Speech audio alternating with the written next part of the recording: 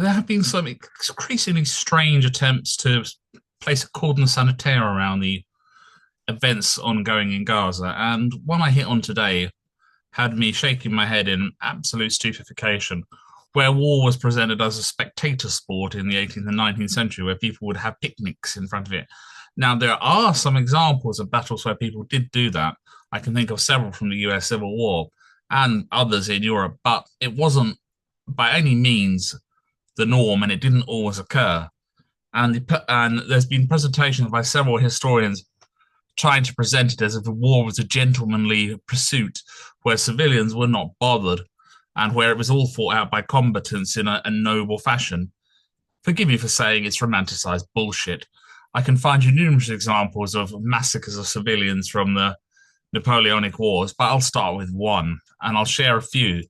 If I was to share all the examples of massacres of civilians during just the Napoleonic War and just that period of history, we'd be here till it's now 30 minutes past midnight. I'd be here till about 9 o'clock in the morning, and I'd probably be here a lot longer. I probably wouldn't sleep for days.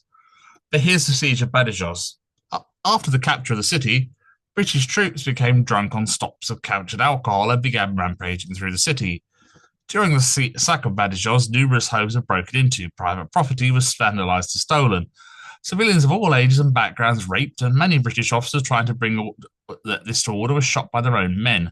Captain Robert Blakeney wrote, "The infuriated soldiery resembled rather a pack of hellhounds vomited up from infernal regions for the extirpation of mankind than what they were but 12 short hours ago. Previously, a well-organised, brave, disciplined and obedient British army, and burning only with impatience for what was called glory." Now, of course, this did occur against the backdrop of hundreds of British troops being killed and maimed by the fury of various assaults. So people are likely to have engaged in mental collapses. But it doesn't take away from the fact that a large number of civilians were raped and killed during this era. And of course, some of these commentators confine their remarks to European wars as though no wars were going on elsewhere in the world.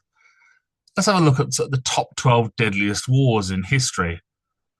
The Napoleonic Wars is listed at number 11. It is estimated that around 3.56 to 6 million people were killed as a direct or indirect result of the war.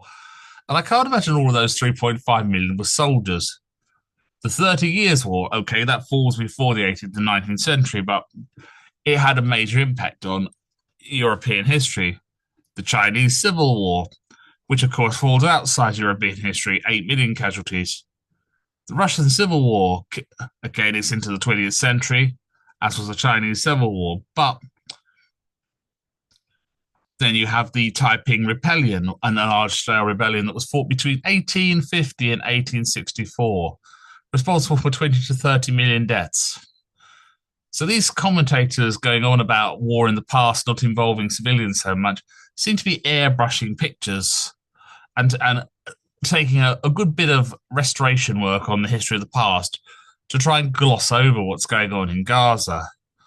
As an example of a medieval illustration of the horrors of war, this German picture should do.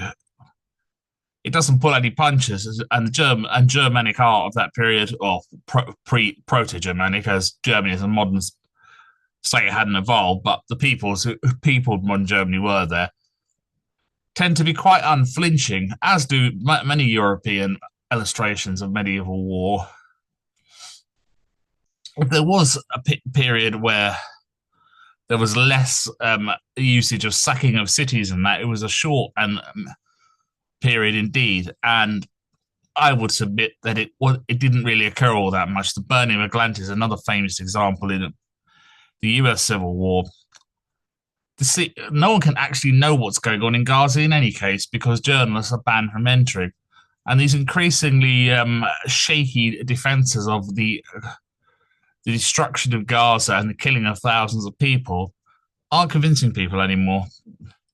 People are beginning to ask hard questions. And you're going to have to do better than this, apologists, for what's going on in there.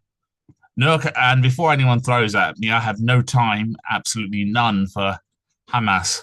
But I do not have to agree to Israel's response to oppose Hamas. I can believe both are wrong.